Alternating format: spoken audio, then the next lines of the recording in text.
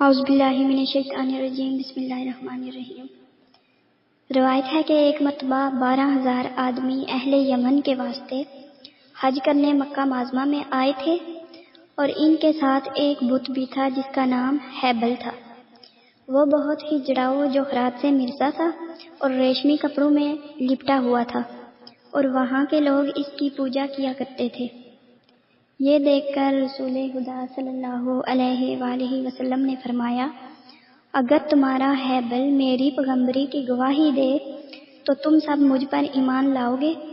کہا انہوں نے، ہاں، اگر ایسا ہوگا تو ہم ضرور سب ایمان لائیں گے۔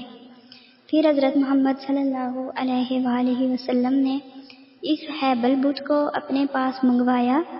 اس نے آتے ہی آپ کے حضور لبیک کہا۔ پھر آپ نے اس سے کہا، اب تم ادھر کو آؤ۔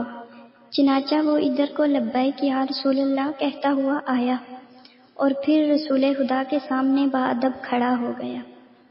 بس اسی وقت حضرت محمد صلی اللہ علیہ وآلہ وسلم نے ایک لکڑی اس کو ماری اور پھر اس سے فرمایا، تو کہہ کہ میں کون ہوں؟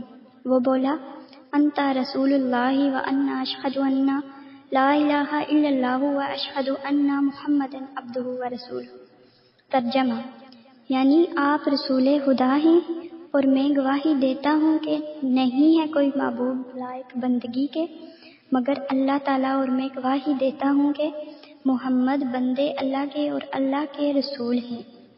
پھر حضرت محمد صلی اللہ علیہ وآلہ وسلم نے اس سے فرمایا، تو کون ہے؟ اس نے کہا، میں تو ایک پتھر ہوں، ان لوگوں نے مجھے اپنی معبودی میں پکڑا ہے اور یہ محض غلط ہے۔ جب ان لوگوں نے یہ حال دیکھا تو وہ ایک بارگی ہی 12,000 سب کے سب سجدے میں گر پڑے اور اپنے اپنے گناہوں کی توبہ استغفار کرنے لگے، اور پھر اسی وقت کامل مسلمان ہو گئے۔